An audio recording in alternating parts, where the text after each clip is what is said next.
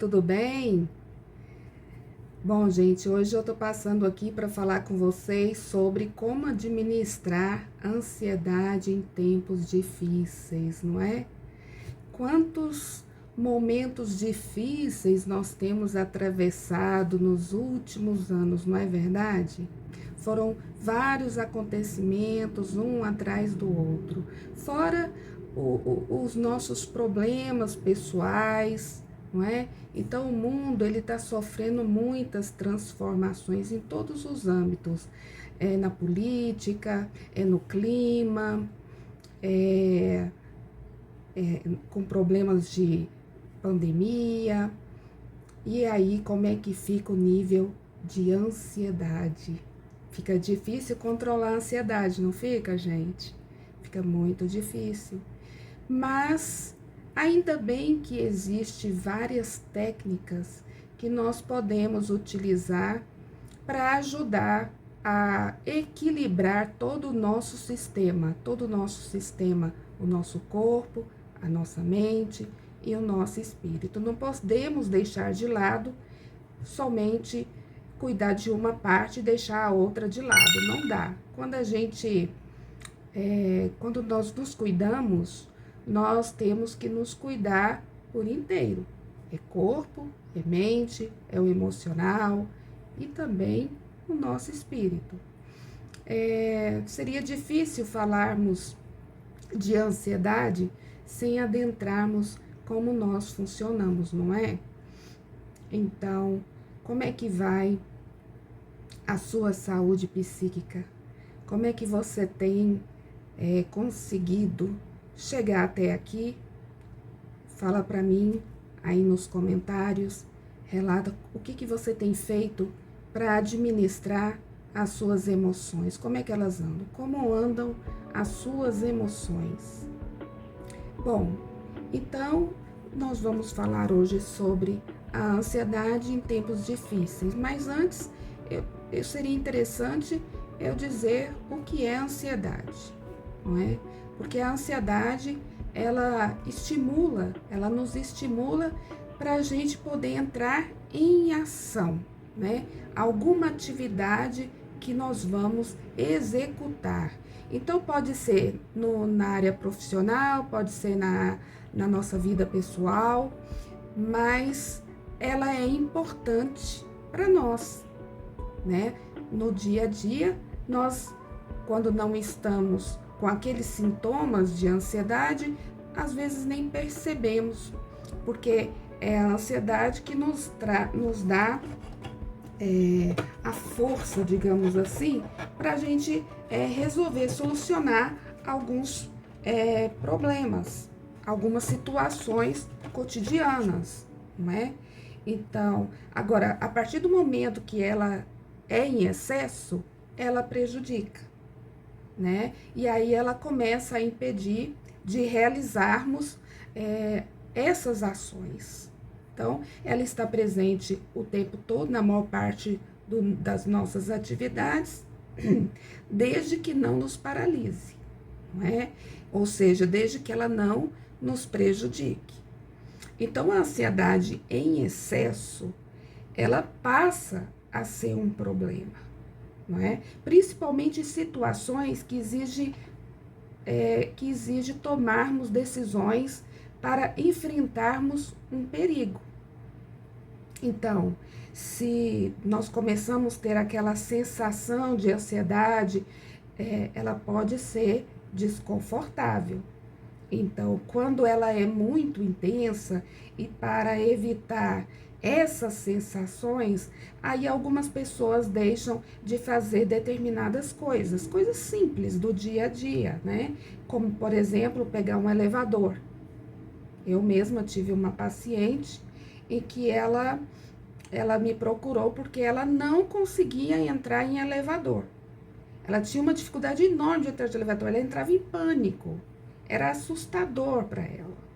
E aí nós começamos trabalhando ali com a psicanálise e em determinado momento eu sugeri a ela que nós fizéssemos uma hipnose regressiva para verificarmos se não teria ali em algum momento da sua vida que desencadeou esse medo ou essa fobia, não é, de elevador.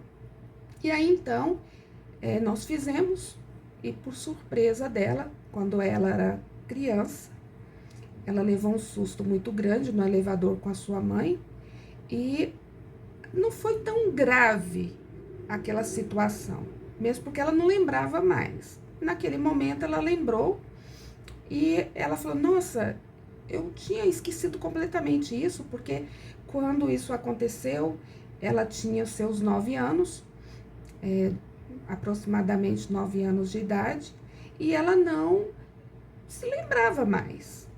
E aí ali nós ressignificamos aquele momento que gerou aquele transtorno, mas ela falou assim, é engraçado que eu só fui desencadear esse medo há pouco tempo. Eu não tinha medo de elevador. E aí nós começamos a trabalhar em cima disso. O que foi que aconteceu algum tempo atrás que você acredita que desencadeou esse medo de você entrar em elevador? Aí ela disse que estava passando algum tempo atrás momentos difíceis, um processo de separação, e ela ficou muito abalada. E aí ela começou a ter esse medo. Ela sempre teve medo, na verdade, de elevador, mas ela conseguia entrar no elevador e tudo bem. Mas depois desse problema de separação, onde o emocional dela ficou bem abalado, e ela então definitivamente ficou travada e não conseguia mais entrar em elevador.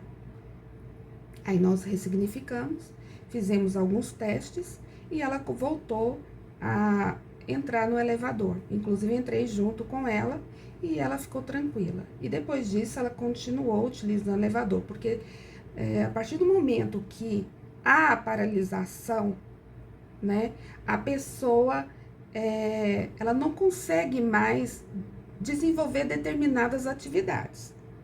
Algo que para nós é simples, para outra pessoa já é muito complicado. Então, no caso dessa pessoa específica, o que ela começou a fazer? Ela subia escadas, e às vezes escadas com muitos degraus, andares muito altos, e ela começou a ter problemas nos joelhos. Interessante, não é? Então, ela começou a se prejudicar. E aí ela começou a entrar em pânico. Poxa, como é que eu vou subir e descer a escada se eu tô sentindo dor no joelho? Então, você percebe que uma coisa vai levando a outra. Eu sempre costumo dizer que são cascatas. Né? Você adia uma coisa, aí vai surgindo outra, são efeitos cascatas, não é? Então, quando a ansiedade ela está em excesso, você fica impedido, paralisado muitas vezes, não só do elevador, mas de atravessar uma rua, de você ficar sozinho no escuro, de você andar de avião, né? Eu tenho várias histórias, né? Eu mesma tenho muito medo de atravessar a rua. Eu atravesso, eu consigo atravessar a rua. Eu não deixo que o pânico tome conta. Por quê? Porque o medo ele é importante na nossa vida. É importante termos medo, porque ele nos freia de fazermos alguma coisa que venha nos prejudicar. Então, o medo também tem o seu valor, desde que não nos paralise, desde que não nos prejudique. Então, quando eu vou atravessar a rua, eu sei a causa. Quando eu era criança, a maioria dos nossos problemas, gente, vai estar lá na infância. A maioria deles. Porque a criança, ela não sabe fazer uma leitura como o adulto. Ela não tem a capacidade de interpretar como um adulto interpreta. A criança não tem o juízo crítico como nós, não é? Então, a criança começa a desenvolver o medo depois dos seus 7 anos de idade. Até os seus 7 anos de idade, algumas crianças, não vou dizer todas, elas não têm medo. Elas não possuem esse juízo crítico, não é? A não ser que ela tenha caído, a não ser que ela tenha colocado o dedo na tomada e tomado um choque. Aí ela não vai colocar mais. E aí, se ela caiu naquele local, ela já vai lembrar e vai, com certeza, tomar mais cuidado. Mas é assim que nós vamos adquirindo as nossas experiências. Então, assim, voltando lá, né, no meu medo. Eu tenho medo de atravessar a rua. Sei que ele foi originado lá na minha infância, porque eu quase fui atropelada. Mas eu sei atravessar a rua, eu sei controlar o meu medo, então eu atravesso tranquila. Agora, para quem não me conhece, e na hora que eu vou atravessar a rua, né? Então a pessoa, peraí, por que ela tá assim? Ela não sabe se vai ou se fica. Eu analiso bem. Eu analiso o tempo, eu analiso os meus limites, eu faço uma análise antes de atravessar a rua. Eu certifico que é seguro atravessar a rua, né? Então, quando eu estou atravessando a rua com meu marido, é muito complicado que eu acho ele muito rápido, sabe? Ele não calcula, ele não tem o mesmo cuidado que eu tenho para atravessar a rua. Eu acho que às vezes ele é até irresponsável, mas ele é assim. Ele deve fazer os seus cálculos, tá bom, vou atravessar. Eu não, já tomo mais cuidado, porque já tenho uma experiência. E essa experiência faz com que eu seja mais cautelosa, digamos assim. Então, em geral, as quais são as causas, né, que geram essa ansiedade? Né? Quais seriam as causas mundiais que levam as pessoas a desenvolverem a ansiedade? Bom, de um modo geral, são as desigualdades sociais, né? São as questões econômicas, o desemprego, a falta de estabilidade no trabalho, a precariedade na saúde pública, né? As guerras, as políticas, as pandemias, né? A crise climática, não é? Então, são todas essas ameaças globais que envolvem aí a questão da saúde mental e que eleva o índice de ansiedade nas pessoas, né? Então, segundo a OMS, Organização Mundial de Saúde, a depressão e a ansiedade, né, elas aumentaram mais de 25% apenas no primeiro ano da pandemia. É um índice muito alto. Então, veja bem, de 2020 para cá, aumentou 25% e a tendência é aumentar se as coisas não melhorarem.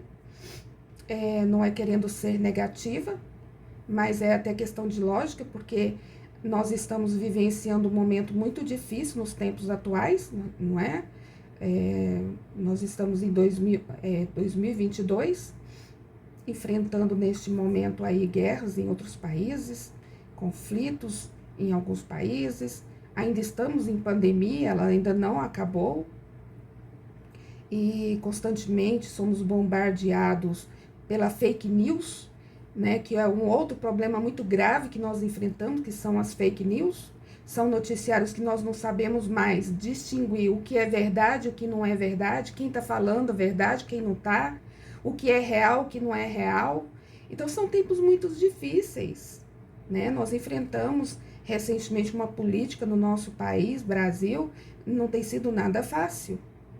É difícil as pessoas aceitarem a democracia, as opiniões das pessoas, e estão ocorrendo muitos conflitos por justamente não estar havendo aí o bom senso e o respeito que é fundamental em qualquer relação, em qualquer relacionamento interpessoal. É importantíssimo que se haja o respeito, a ética acima de tudo, a empatia, gente. Como é que nós podemos viver em um mundo sem empatia? De nos colocarmos verdadeiramente no lugar do outro, sentir o que o outro está sentindo, porque imaginar é uma coisa, agora você sentir o que o outro está sentindo é muito diferente. E as pessoas, a maioria delas, infelizmente, tem muita dificuldade de ter empatia, não é? Mas esse não é o tema de hoje, tá? Continuando. Então, a incerteza a respeito, né, do que nós estamos vivenciando nos tempos atuais causa muito medo, causa muita insegurança por todos esses acontecimentos, né, porque já é algo desconhecido, né, algum familiar que pode estar doente, ou você perdeu algum ente querido agora mesmo na pandemia, ou a própria pessoa está com problemas de saúde, né, com falta de assistência médica, que é outro problema que nós enfrentamos aqui no nosso país, a falta de assistência médica, assistência à saúde pública, que é muito precária. Quantas pessoas passando dificuldades em relação a isso? Já é difícil você conseguir comprar alguma coisa com a inflação muito alta, né? Com o baixo salário, que aí entra o que eu falei, que são as diferenças das classes sociais, né? O salário não está acompanhando o aumento dos alimentos, do combustível, de tudo. Está tudo muito caro. E a gente tem enfrentado essas situações financeiras muito instáveis, né? E isso gera muito desconforto, isso gera muita ansiedade, né? O desemprego, os problemas de relacionamentos interpessoais, enfim, toda essa situação, ela gera muita insegurança e foge do nosso controle, foge do controle emocional, não é? E quais são os tipos de ansiedade? Bom, nós temos o transtorno de ansiedade, que são sintomas mais intensos do que aquela ansiedade normal do dia a dia. Surgem com preocupações, com tensões, medos exagerados e a pessoa não consegue relaxar, né? Algumas pessoas ficam preocupadas exageradamente, né? E isso vai gerar problemas de saúde, ou a pessoa tem muita preocupação com a escassez, ficam preocupados com o dinheiro, se o dinheiro vai dar para pagar as contas, fica preocupada com a família, com o trabalho, não é? Tem as questões também do medo, o medo extremo de algum tipo de situação em particular, de ser humilhado publicamente, pavor depois de uma situação muito difícil, e a falta de controle, né, sobre os pensamentos, sobre essas imagens que estão sendo geradas por esses pensamentos, as atitudes, não é? E aí a falta de controle também começa a se repetir, independente da sua vontade, né? E aí, então, todos esses acontecimentos vão gerando muita ansiedade. Temos a ansiedade prolongada, não é? Que é aquela com sintomas em que a pessoa se sente mais impaciente, cansada, nervosa, excitada, irritada, e aí ela sofre muita tensão, né? Principalmente tensão muscular, e fica incapaz de dormir ou de se concentrar. Depois disso, nós temos também a ansiedade com ataques agudos de pânicos, que aí já é o excesso da ansiedade, né? E aí esses sintomas vai fazer com que a pessoa se sinta paralisada em algumas situações. Por exemplo, se ela está dirigindo e começa por algum motivo, um gatilho emocional é disparado naquele momento, pode ser um pensamento, pode ser uma notícia que ela está escutando ali no rádio, por isso que pessoas que têm problema de ansiedade devem ter cautela com os noticiários para não gerar um transtorno. E começa a ter ali taquicardia, começa a ter uma transpiração, um suor excessivo, começa a ter tremores, dificuldades de respirar, dores abdominais, ou no tórax, e começa a ter náuseas, tonturas, enfim, o extremo medo, E isso vai, o medo da morte, o medo da insanidade, a medo do controle, a perda de controle, faz com que a pessoa entre em pânico. E isso é muito perigoso, não é? Temos também a ansiedade com tipos de comportamento de fuga, que é quando as pessoas não buscam tratamento e elas então buscam nas drogas como o álcool, como as drogas injetáveis ou a maconha, transtornos alimentares, e aí ela começa a criar alguns rituais compulsivos, desses vícios mesmo, de qualquer droga, do álcool, do cigarro, enfim. E esses rituais compulsivos vão gerando agressividade, né? Vão gerando violência e vai trazendo outros tipos de comportamentos projetados para fugir desses sintomas de ansiedade. E aí vira uma bola de neve, certo? Porque para fugir daqueles sintomas que geram pânico, pavor, a pessoa utiliza esse mecanismo das drogas, do cigarro, do álcool e outros tipos de vícios para fugir daquilo ali. Só que quando passa o efeito daquela substância, aí ela volta a sentir a ansiedade e começa tudo de novo e gera muito sofrimento. E como é que nós podemos, quais são os recursos que nós podemos utilizar para ajudar a controlar a ansiedade no dia a dia, principalmente nos dias difíceis, nos momentos difíceis, nas crises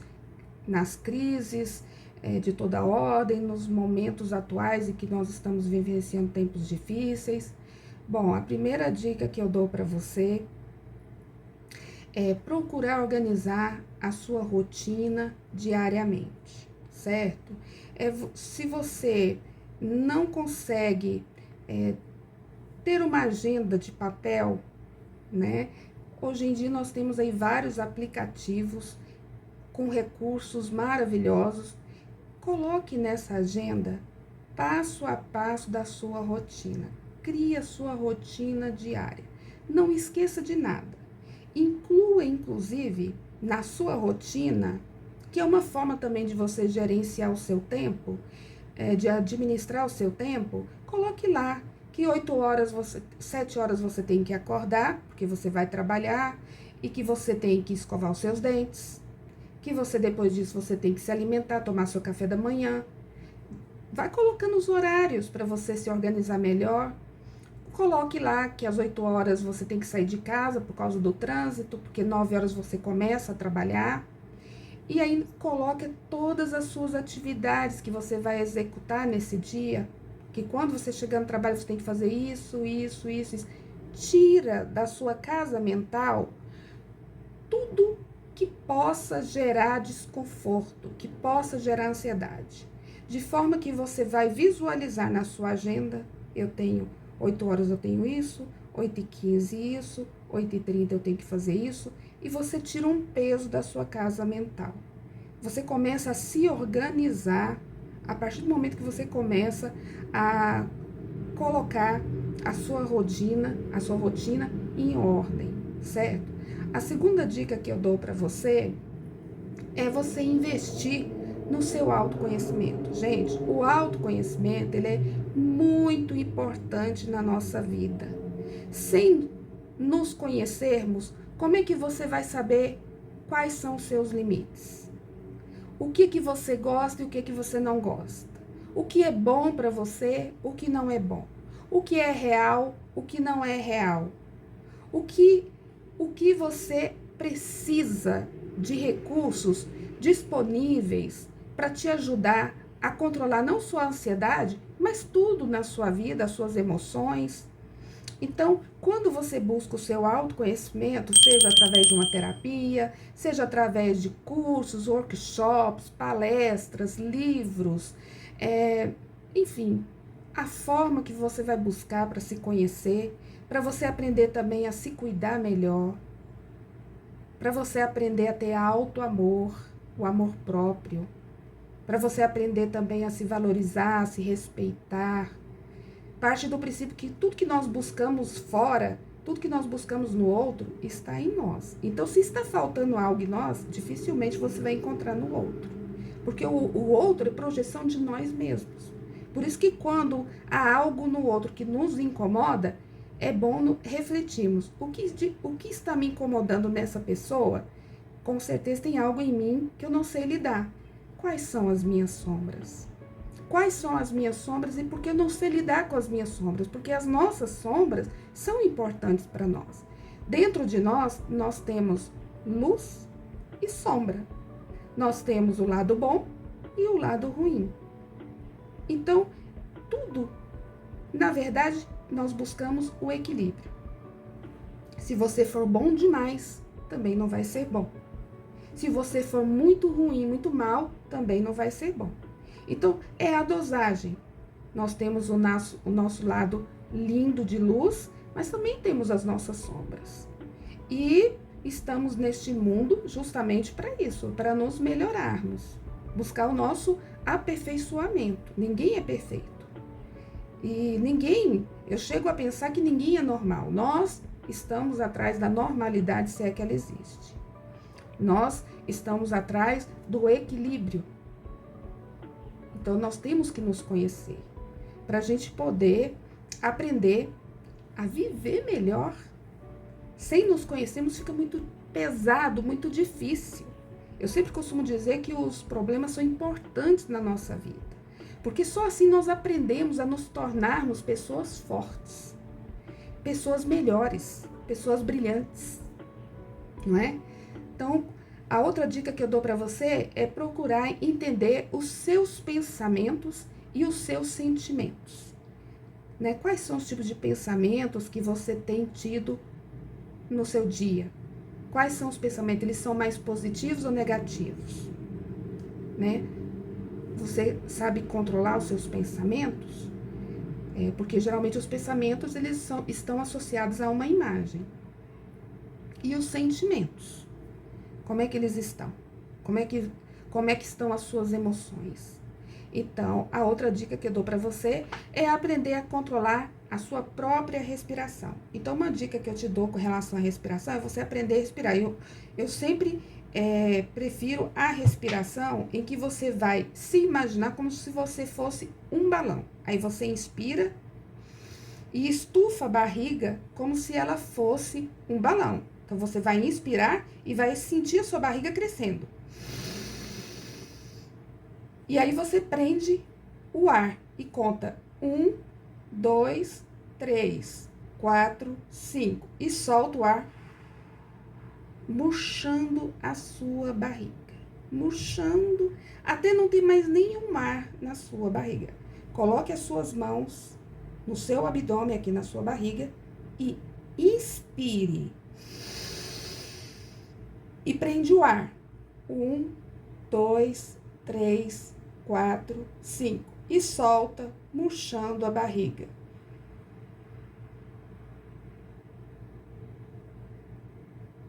E repita pelo menos 5 vezes.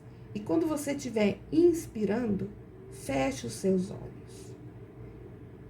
E visualize uma luz de cor verde ou de alguma cor de sua preferência, mas eu prefiro que você pense em cores claras: verde, azul, branco, lilás, cores frias.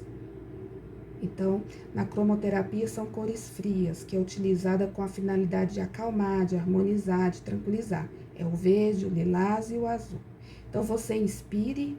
Vamos lá fazer um exercício? Vamos lá. Me acompanhe. Feche os seus olhos. E agora, coloque as suas mãos em sua barriga. E inspire. Prende o ar. 1, 2, 3, 4, 5. Solta devagar, murchando a barriga. Mais uma vez. Inspire.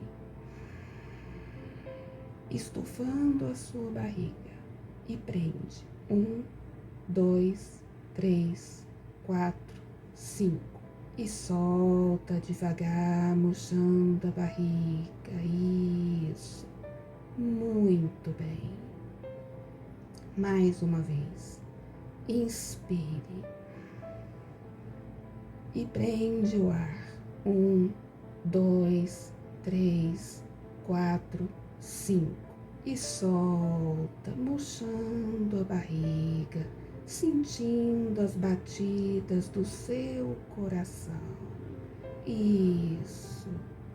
Mais uma vez. Inspire profundamente.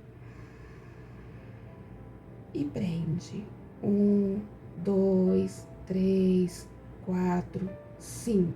E solta devagar, murchando a barriga e sentindo as batidas do seu coração.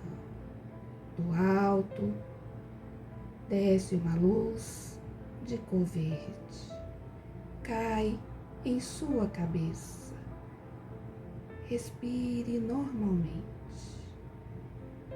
Inspire, expire profundamente.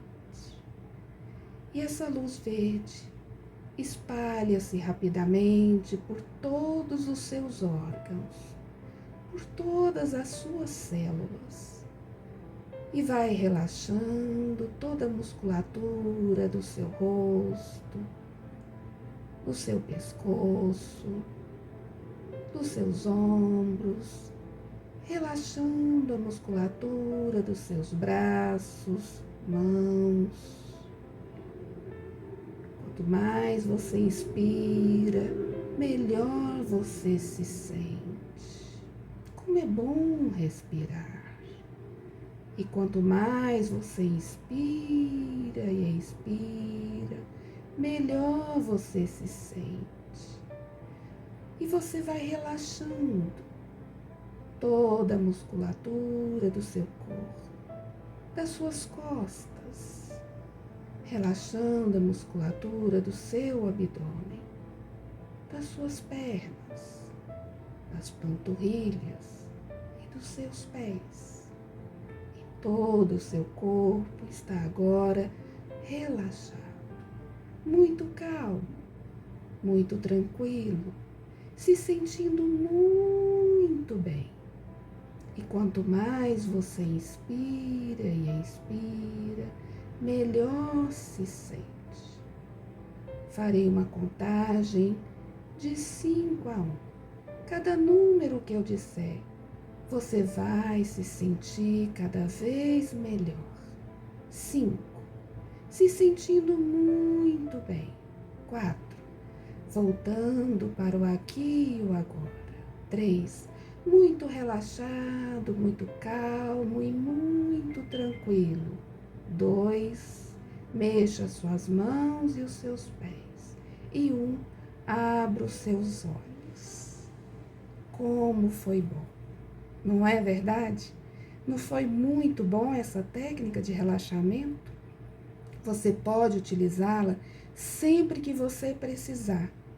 Se estiver dirigindo e começar a ter uma crise de ansiedade, de pânico, pare o carro em segurança, ligue o pisca-alerta e faça este controle da respiração, visualizando a luz verde.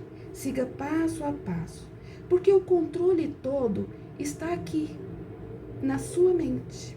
É você que possui o botão de ligar e desligar e controlar as suas emoções. Mas quando você não consegue, é hora de você procurar ajuda de um terapeuta, de um psicanalista, de um psicólogo, de um hipnoterapeuta, não é? De um psicoterapeuta, e você vai a um coach, você vai buscar alguém para te ajudar nesse sentido, tá bom? A outra dica que eu dou para você é desconfiar sempre dos seus pensamentos negativos. O que eles estão querendo dizer para você? O que você pode aproveitar deles? Por exemplo, você pensar que se você está dirigindo, vou dar um exemplo mais uma vez dirigindo, e você pensa, ai meu Deus, se eu acelerar um pouquinho, ai, eu vou bater, ai, vai acontecer isso. É bom ter a cautela, é importante você ter a cautela, desde que isso não te paralise. Você pode acelerar um pouquinho, desde que você esteja dentro do limite de velocidade e sempre visualizando, quando nós estamos dirigindo, a gente tem que olhar para os retrovisores e nós precisamos ter muita cautela. Mas você também não vai ficar ali andando igual uma tartaruga numa pista que pede para você andar a 60 km se você tá ali a 20, que você vai causar um acidente. Ou se você tá numa pista que é 80 km e você tá a 40. E não é? Então, você precisa aprender a controlar esses pensamentos negativos. Não exija tanto de você, sabe? Não se cobre tanto, sabe? Porque às vezes chega a ser punitivo a forma como você se cobra, a forma como você exige demais de você, principalmente quem é perfeccionista. O perfeccionista, ele sofre e faz as pessoas sofrerem. É bom você ser organizado, é bom você ser detalhista e observador, mas desde que não te prejudique e nem prejudique quem está ao seu lado. E quando você se sentir que você está começando a ter esses sintomas de ansiedade que começam a prejudicar, tome um chazinho, sabe, sem açúcar, um chazinho morno, de camomila, de erva cidreira, algum chá de sua preferência que não vai te excitar, um chá que vai te ajudar a relaxar, né? Toma muito cuidado aí com os estimulantes, principalmente café. Eu não sugiro você tomar café porque ele é estimulante. Ele vai te deixar mais agitada ou agitado, vai te deixar mais ansioso. Então, evite de tomar café ou outras bebidas que possuem esse estímulo, como também os chocolates, não é? Aí é melhor você procurar uma nutricionista para ela te orientar quais são os alimentos que você deve evitar e quais que você deve utilizar, ou as bebidas que você deve tomar para te ajudar nesse processo aí do controle da sua ansiedade, tá bom? Então, por hoje eu fico por aqui, já falei 37 minutos com vocês, foi muito bom. Falar sobre ansiedade é muito complexo, envolve muitas coisas, e uma coisa vai desencadeando outra, pode desencadear uma depressão, pode desencadear outras doenças, como um processo psicossomático, não é? Então, vamos cuidar de nós, vamos cuidar melhor de nós, tá bom? Estou aqui à sua disposição para tirar dúvidas, faça aqui o seu comentário, dê o seu like, compartilhe, ajude outras pessoas, vamos aí formar a corrente do bem, ajudando outras pessoas a controlar suas emoções, a ansiedade, certo? Através desse exercício de respiração, controlando os pensamentos e todas essas dicas que eu deixo aí para vocês. E estou à disposição, sigam também meu canal no Instagram, vou deixar aqui na descrição e vocês entram lá, se inscrevam e comecem a me seguir, tá bom? Gratidão